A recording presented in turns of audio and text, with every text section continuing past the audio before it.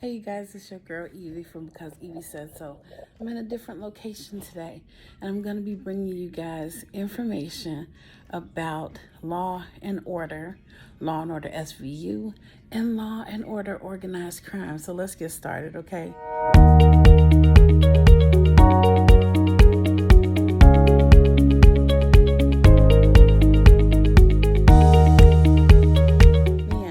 I'm so glad that Law and Order restarted.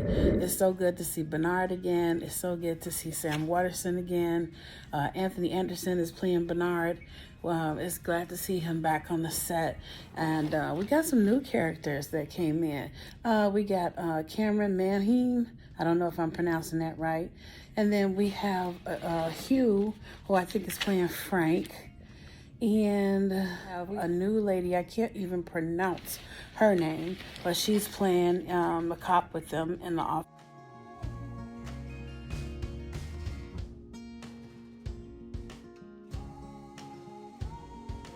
And then we've got people, of course, that are playing the ADA.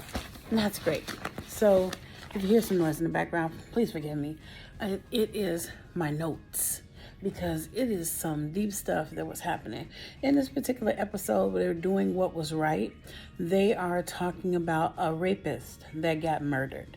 Seems like he raped 40 women, he drugged them and he raped them. He was in jail, and then for some reason he was released. I think it has something to do with the prosecutor back in the day telling them that he didn't have to be prosecuted for his crime. So because of what she did and the deal that she gave them, he was able to walk free after all this time. And so now he's back on the street. He's back on the street free, and his victims are not free because in their minds, in their hearts, they're still scared. They're scared of this man.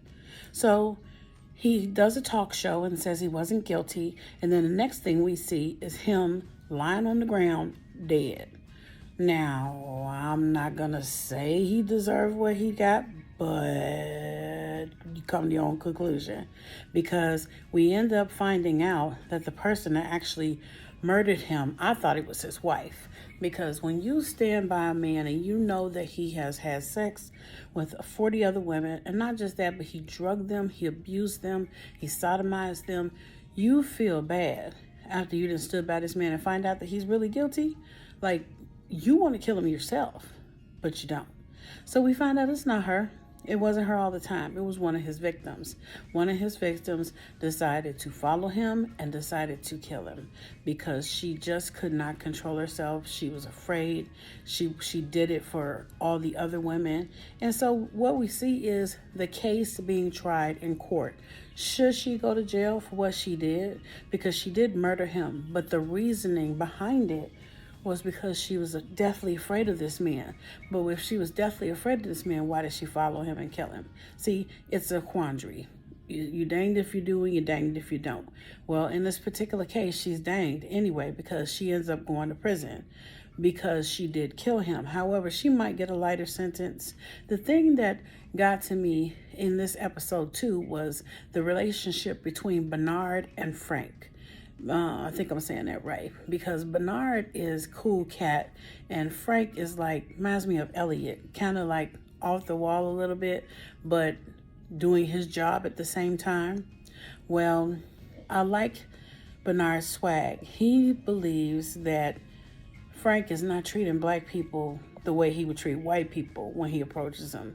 And Frank almost got towed off being in the hood, talking crazy to people, and they end up pulling out their phones to film him like, dude, you in our hood. We will film you if you do something wrong. And I'm telling you, film is a good thing because film is the proof of what's going on. Before we had no proof. Now we got you in the moment. So yeah, I like the perspective, the relationship, well, the non-relationship between them two. And it's going to be interesting to see if his partner, because they only been partners for 2 months. It's going to be interesting to see if Bernard is going to be cool with this guy or if this guy is going to be cool with him. Because as Bernard said, they have to be accountable for the things that they do, right? Right? Okay. So let's move on. So now we're at Law and Order SVU. And so we're back. We are back. And we see that the case is a real kind of funny one because this girl wants to find her adoptive mom. So she finds her adoptive mom and she meets her, and the mom ends up telling Ashley, the daughter, that she was conceived out of rape. So Ashley wanted to defend her mom's honor and to make her mom happy. She ends up going to SVU and telling them that her mom was raped. So they end up backtracking. They end up contacting Michelle and asking Michelle what happened. And she says, I don't remember. So they use like a cognitive psychology thing, and they take her back to the actual scene of the crime to figure out what actually happened, see if she's triggered by anything. All along the way, they're trying to find out who raped her because she doesn't know. They end up finding out that it was this guy, Cole. Well, I think it was Cole or Cole's friend. Anyway, so one of the guys that came to the party was like this prep guy, kind of Harvard-bound prep guy. And he ended up having sex with her, but he raped her instead of having sex because Ashley that night was kind of kicking it with this other guy, and they were necking and kissing and stuff. And then she was, I guess, drunk completely. And she ended up going, I guess, upstairs with this guy, and he ended up telling her, even though she said she was 15. First of all, why are you at a party at 15? Where your mama at? I'm going to say it again. Where your mama at? No. Okay? No. So anyway, at 15, she's at the party, she's drunk, and she's upstairs, and she's telling him it's her first time, and she's telling him, please don't do it. And he says, well, that's good. You'll remember me forever. Okay? All right. So because of statute of limitations on rape, this guy ends up getting away with the rape because they narrow it down to the guy that she was kissing with, and they exclude him. They exclude his brother because it was their place where this actual party was going on. They find out that it was this other guy, and the guy is like, well, he confronts Ashley's mom, Michelle, and says, well, what do you want? You want some money? What do you want? And she's like, I don't want your money. I don't want your money at all. I want you to acknowledge what you did to me. And also, you have a daughter. So he says, I'd like to meet her, even though he has kids now. He never knew that he was a father to another child. So he meets Ashley. And Ashley's like, I'm not feeling you. I don't really want to have anything to do with you until you acknowledge what you did to my mother. So they agree to disagree. Pretty much, because he wants to throw money at the problem because obviously he's rich or wealthy, and he figures if he pays her mom's student debt and pays for Ashley's college education, that everything will be everything. Well, everything is not everything. You're nasty and you need to go to prison. But because of the statute of limitations, he can't go to prison. But what he pleads is, he actually pleads guilty to a misdemeanor because he really does want a relationship with Ashley, and also he wants to get this away from his family. So he pleads guilty to the misdemeanor, which means he has to do community service, and I don't know if he has to be listed as a sex offender, but that's how that ended pretty much. She did get justice essentially for being raped. Her and her mom and her adoptive parents end up going out to dinner. How wonderful. She discovered where her mom was, her dad, and her adoptive parents, and it works out well.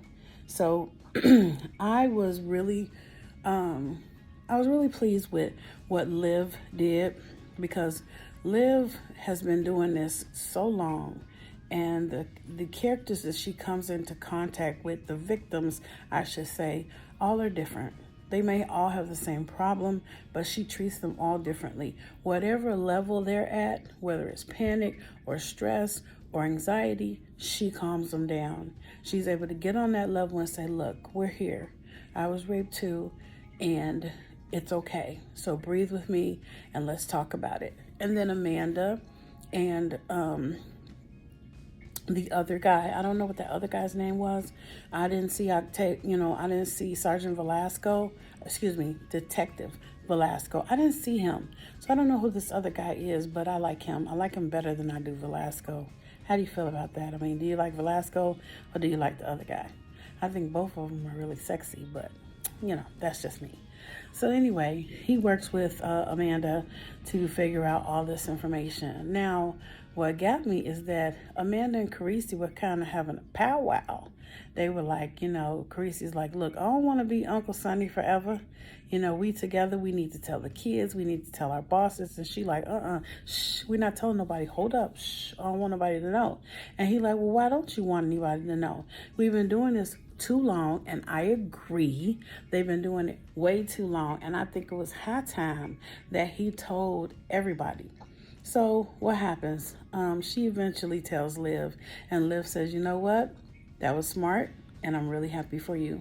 And Carisi ends up telling his boss, and it looks like he's not going to be Uncle Sonny anymore. He's actually going to be her boyfriend. And I love that in front of Jessie and her other daughter.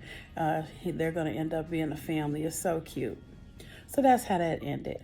But let's talk about Law and Order Organized Crime for a second. Okay, Elliot is on the trail of Richard. And Richard is wilding out at this point. He has lost his freaking mind at this point. So Sebastian is still on the run. He ends up asking this, drug girl that's on drugs to essentially take this stuff to Sebastian. I guess he found out where he is, and to take him to Sebastian, some food or whatever. And when she gets there, she gives him the food. Sebastian ends up giving her the money, a whole bunch of money, and she's rubbing her arm itching. She finna go out and get high. But Sebastian takes a hold of the sushi, which is not what he ordered, and she says, well, I'm sorry, whatever. And he ends up eating the sushi, but when he eats it, he ends up passing out because they put fentanyl in it. But before he passes out, we see Richard knock on the door, and Richard walks in, and he can see that it was Richard that did this to him. Now, the next time that we see him, he's actually chained up in that basement or wherever it is, warehouse that Richard owns. And not only he is chained up, but Angela is on the floor chained up. So she must have really pissed him off. And, well, actually, it don't take much to piss Richard off at this point because Richard's crazy, okay? Crazy. So we see that what he wants Sebastian to do is to gather his people together, and he wants Sebastian and his people to get the plans for the city, go down to the municipal building, break into the building, get the plans for different facilities and different electrical plants and stuff like that. He wants them to cause anarchy. He wants them to cause the city problems, the police problems, everybody problems. He wants them to set up bombs. So he has a gun to Sebastian's head, and Sebastian's like, shoot me, just shoot me, put me out of my misery, I don't even care no more. And he's like, just do it. And he says, no, I'm not gonna shoot you, I'm gonna shoot her.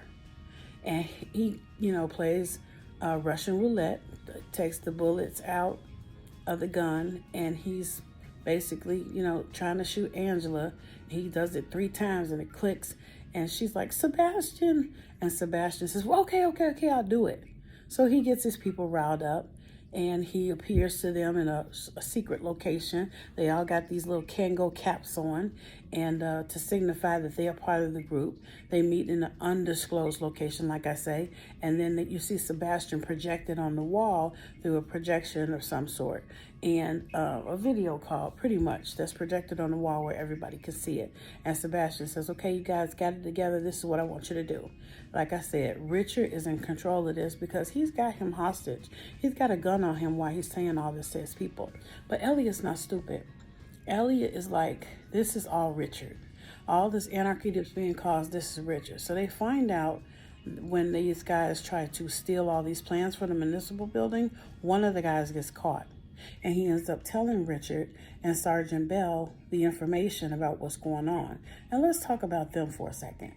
Sergeant Bell is, she's Elliot's friend, and she's Elliot's boss, and she's trying her best to do right by him. But Elliot's off, doing his own thing, and she's telling him, no, you can't go undercover and find out what's going on, because the last time that you did that, it was a real problem. And so she says, no. And he says, yeah, I got to do it. So, he ends up going undercover to see what's up.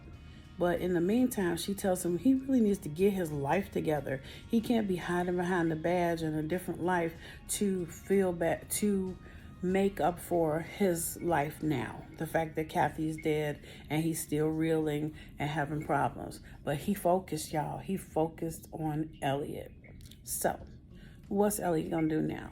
They find out some kind of way that Elliot sneaks in and he infiltrates the group, and he finds out that they're building bombs in order to destroy places in the city. But prior to that, he almost got his butt kicked because he ended up touching this girl's hand at the meeting, and these guys figured, hey, this is not a dating site, and they kind of take him to the back of the warehouse and kind of want to rough him up, jealousy, pettiness, whatever. Stay out my business is what I would have told him.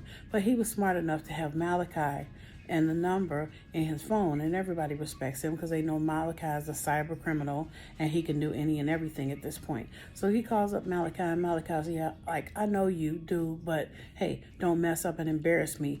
And so that covers that. They figure, okay, well, if he got Malachi on his side, this guy is on the up and up.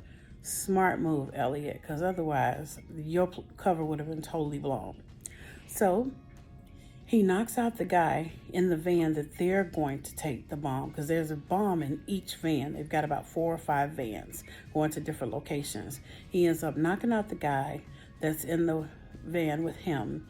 He ends up letting the girl go that's part of all of this, because she don't want to be part of all this. She just wanted to meet Brother Sebastian. So she don't want to be wrapped up in a bomb incident killing people. So he lets her go, tells her to go. Anyway, so now we're dealing with the bombs. He finds out from the guy that he knocked out where the locations are for each bomb. And they end up making it to each location and, making the bomb where it won't go off. Great. But then they decide to find Sebastian and Richard.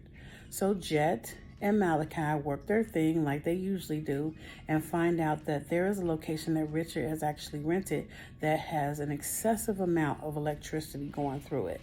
So they trace it and they find the location. But guess what, y'all? Sebastian is no longer needed by Richard after he done this. So he left him chained up in the basement or whatever it is in the warehouse with a bomb. So he gonna blow him up. Richard is sick. He is sick, and I cannot wait until Elliot takes him down. But they get to Sebastian in time, and they make sure the bomb doesn't go off, and they rescue him. But in rescuing him, Richard has set up something in the electrical grid, because Sebastian tells them, what Richard is up to. He's dazed, and he tries to tell him, and they go to, Sergeant Bell goes to the table, and she sees all these master plans, right? And she's looking at all the master plans, and it's all the places that they already got everything going and everything's safe. And then she sees a 6th location. So instead of 5 locations, there's actually 6, and it is a massive power plant. A power plant that actually controls most of the city, probably all of the city. So they get to the power plant. They see that the guy that's in control of keeping it at night has been shot and killed. And Richard has actually been in there programming this plant, planting a bomb. And they see that on the screen of the actual laptop that's connected to all this, it says, "Welcome, Detective Stabler." So Richard knows that Detective Stabler was actually going to be there. So this other cop that they're talking to, they're asking him, "Did you sweep the building? You make sure there's no bombs?" He's like, yeah, I did it. And he accidentally bumps into the mouse. Well, when he bumps into the mouse, he sees that there's a countdown on the screen. They got about 40 seconds, maybe 45 seconds or whatever. So they end up calling it out, telling everybody to get their butts out of there. So everybody rushes out and they run and run and run. And then they turn around and Sergeant Bell and Elliot and everybody that's there sees that it didn't blow up the power plant. It shut all the electricity down in the city. And Elliot's like, well, Richard has the city under control now. He has them for ransom. And that's where it ends, you guys. So, who was excited that the original Law and Order came back? Season 21, episode 1, doing the right thing. And I was super stoked. I was super stoked to see Sam Waterston. I was glad that Cameron got the job. I was glad to see Anthony Anderson back.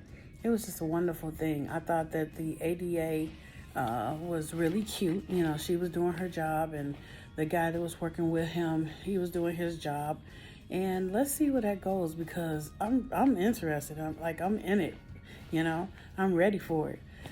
And then we know SVU is always good. We know Liv is always on the job doing what she do. Super proud of her. And Elliot, what we gonna do? Because I'm feeling like he gonna have to kill Richard at this point, because he was gonna kill Sebastian. Sebastian's bound to tell them what's going on, and they are bound to catch Richard. I hope his arc is over soon so we can move on to something else. In the meantime, I was surprised, just like you guys were probably, that even though Angela was tied up with Sebastian, what happened to her? Because I didn't really say. Well, Richard ended up having her untied, and come to find out, she was in on, like you guys were probably, that even though Angela was tied up with Sebastian, what happened to her? Because I didn't really say. Well, Richard ended up having her untied, and come to find out, she was in on the whole thing. Girl, what? In on the whole thing. She's so, I just can't stand her. You know what I'm saying? I feel sorry for her sometimes, but most of the time I can't stand her. So, if you like the content from today, I would ask that you please subscribe. I cover Law and Order SVU, and Law and Order Organized Crime. So we cover all the Law and Orders at this point. We love everybody on this channel. We know you're fans just like me. I love you, everybody. Please leave some comments and tell me what you thought. Tell me what you thought about all of them. I cannot wait to read them. And you know what? I love you guys. Law and Order on.